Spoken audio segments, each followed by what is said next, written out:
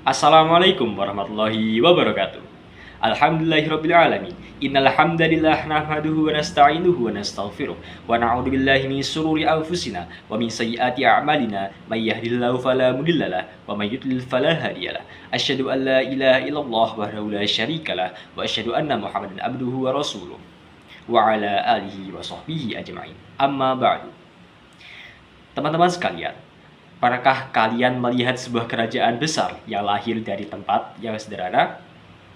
Hari ini kita akan menelusuri bagaimana latar belakang Daulah Utsmani, yaitu salah satu imperium terbesar dalam sejarah dunia, bisa berawal dari sebuah bilik kecil di pinggir Anatolia.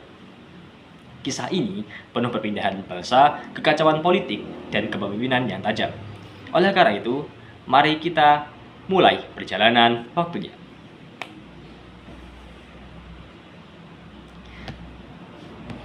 Jadi, pada abad ke-13, wilayah Anatolia berada dalam salah satu fase paling kacau dalam sejarahnya.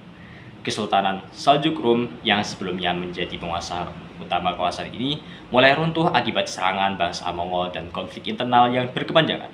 Akibatnya, kekuasaan Saljuk terpecah menjadi banyak bilik, yaitu kerajaan-kerajaan kecil yang dipimpin oleh penguasa lokal. Namun, dari kondisi yang tampak penuh kehancuran inilah justru terbuka ruang bagi lahirnya kekuasaan baru. Dalam situasi yang tidak stabil tersebut, serangan Mongol juga membawa dampak lain yang tidak kalah besar.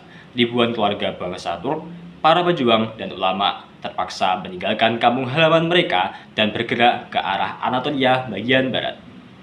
Mereka mencari wilayah yang aman serta pemimpin yang mampu melindungi dan menyatukan mereka. Migrasi besar-besaran ini membawa energi baru berupa kekuatan militer, semangat keagamaan, dan budaya keprajuritan khas bangsa Turk. Semua unsur inilah yang kemudian menjadi fondasi awal berdirinya Daulah Utsmani. Lalu, seiring dengan datangnya gelombang migrasi tersebut, muncul satu bilik kecil yang memiliki keunggulan geografis yang sangat penting.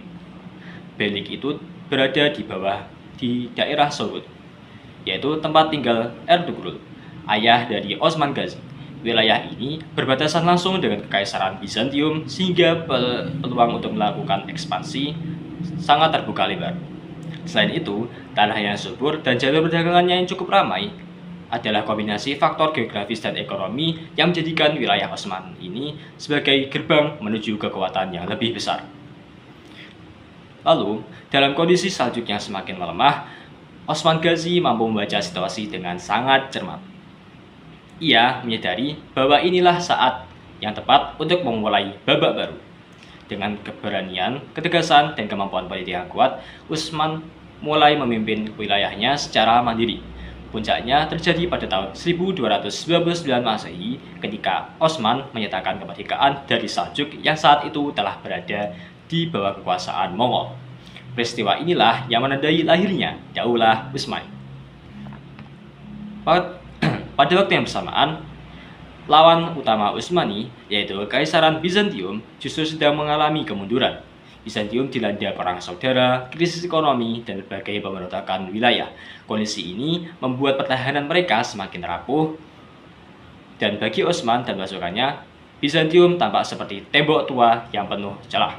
Akibatnya, benteng-benteng Bizantium di sekitar Anatolia berhasil dikuasai satu persatu oleh Utsmani. Dan ini adalah menjadi titik awal dari ekspansi mereka yang berlangsung sangat cepat. Keberhasilan ekspansi inilah tidak terlepas dari identitas Utsmani sebagai negara Ghozi. Sejak awal, Utsmani dikenal sebagai negara para pejuang perbatasan yang berjuang atas dasar semangat keagamaan dan keberanian. Para prajuritnya tidak hanya berasal dari satu suku, melainkan dari berbagai kelompok migran yang memiliki tujuan yang sama, yaitu untuk membela Islam dan memperluas wilayah. Identitas ini menciptakan solidaritas yang kuat dan mendorong pertumbuhan Utsmani dengan sangat cepat. Selain kekuatan militer dan semangat juang, perkembangan Daulah Utsmani juga ditopang oleh faktor ekonomi dan sosial. Wilayahnya memiliki tanah yang subur untuk pertanian, jalur perdagangan yang strategis, serta jumlah pertumbuhan penduduk yang terus melesat akibat migrasi. Kondisi ini memberikan stabilitas ekonomi yang kuat dengan dukungan ekonomi yang baik dan masyarakat yang solid. Daulah Utsmani mampu bertahan, berkembang, dan akhirnya tumbuh menjadi kekuatan yang sangat besar hingga dapat mengukir sejarah dunia. Intinya, Daulah Utsmani berdiri karena 3 hal utama. Yang pertama adalah tempat yang tepat, yaitu perbatasan Bizantium. Kemudian yang kedua adalah waktu yang tepat, adalah ketika jatuhnya Seljuk dan migrasi Turk. Dan yang ketiga adalah dengan pemimpin yang tepat, yaitu Osman Ghazi. Jadi, itulah kisah bagaimana Daulah Utsmani lahir dari wilayah yang kecil dan penuh peluang. Dari keruntuhan Seljuk, gelombang migrasi yang besar, hingga kepemimpinan Osman Ghazi yang visioner, semua berpadu membentuk salah satu imperium terkuat dalam sejarah dunia. Perjalanan ini menunjukkan bahwa sebuah peradaban besar bisa tumbuh dari tempat yang sederhana, selama ada pemimpin, momentum, dan keberanian untuk terus melangkah. Mungkin sekian dulu presentasi dari saya. Semoga teman-teman bisa memetik pelajaran yang ada pada video ini dan menjadi pribadi yang lebih baik. Sebelum saya menutup presentasi ini, izinkan saya untuk berpantun terlebih dahulu. Burung dara, burung cendrawasih, cari dulu di Papua. Cukup sekian, terima kasih. Semoga bermanfaat untuk semua. Wassalamualaikum warahmatullahi wabarakatuh.